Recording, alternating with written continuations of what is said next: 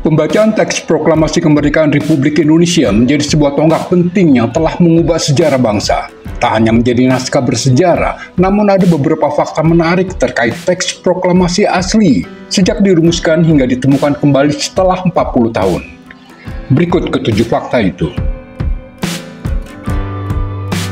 1. Peristiwa Rengas Dengklok yang terjadi pada 16 Agustus 1945 dini hari dipicu oleh keinginan golongan muda untuk segera memproklamasikan kemerdekaan. Di rumah Rengas Dengklok, sebuah kota kecil dekat Karawang, Jawa Barat, golongan muda menekan Soekarno dan Muhammad Hatta untuk mengikuti keinginan mereka. Namun keduanya tidak mau didesak begitu saja dan tetap berpegang teguh pada perhitungan dan rencana mereka sendiri. Akhirnya, golongan muda mendapat jaminan bahwa proklamasi kemerdekaan akan diumumkan pada tanggal 17 Agustus 1945, selambat-lambatnya pukul 12.00 WIB siang. 2. Pada hari yang sama, di tanggal 16 Agustus 1945, Soekarno dan Muhammad Hatta kemudian dilepaskan dari Rengas Dengklok dan kembali ke Jakarta. Mereka dibawa ke rumah Laksamana Tadashi Maeda, seorang perwira tinggi Angkatan Laut Kekaisaran Jepang di Hindia Belanda.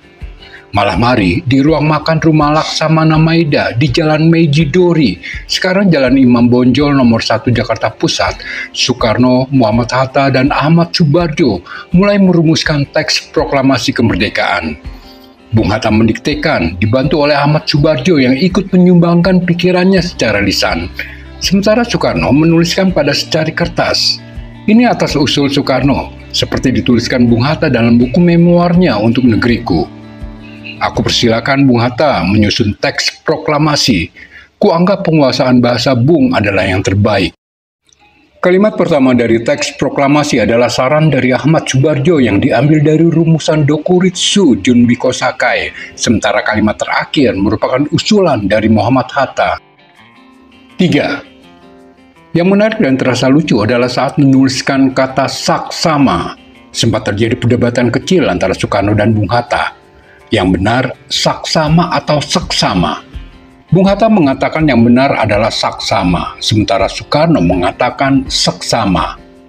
Lantas sambil tersenyum Soekarno melirik kepada Bung Hatta dan mengatakan dengan nada guyon, "Sek sama siapa?"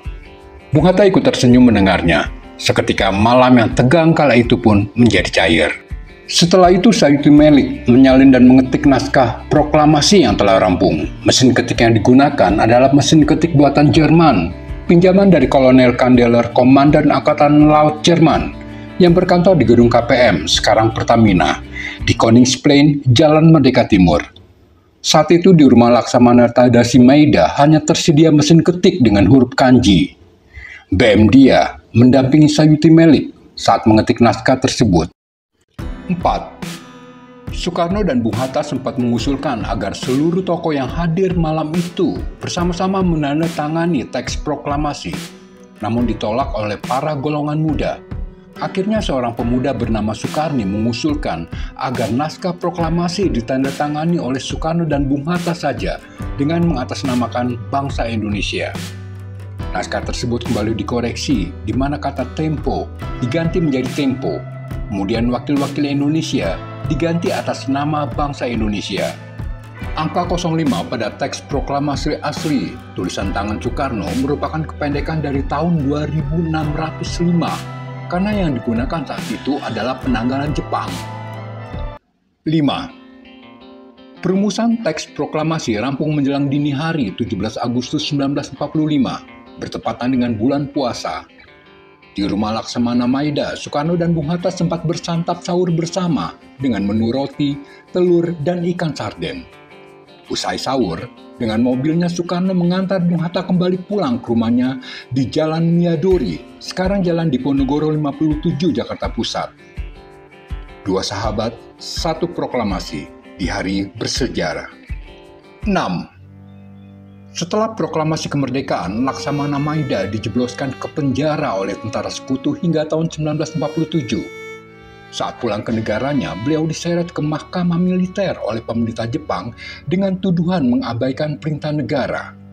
Bukan menjaga status quo di Indonesia, beliau justru ikut mendukung gerakan kemerdekaan Indonesia dan menyediakan rumahnya sendiri bagi perumusan proklamasi lengkap dengan pengamanan pasukan Kaigun untuk menjamin keselamatan para tokoh pergerakan menjelang 17 Agustus 1945. Namun akhirnya Laksamana Maida dibebaskan dan dinyatakan tak bersalah. 7. Selain naskah yang dibacakan pada 17 Agustus 1945, dokumen sejarah yang tidak kalah penting adalah teks proklamasi tulisan tangan asli Bung Karno. Menurut catatan, teks proklamasi tersebut diselamatkan dan disimpan oleh B.M. Dia, seorang tokoh pers dan pejuang kemerdekaan. B.M. Dia memungutnya untuk dirapikan dan diselipkan ke buku catatan yang dibawanya setelah Sayuti Melik membuang begitu saja draft tersebut.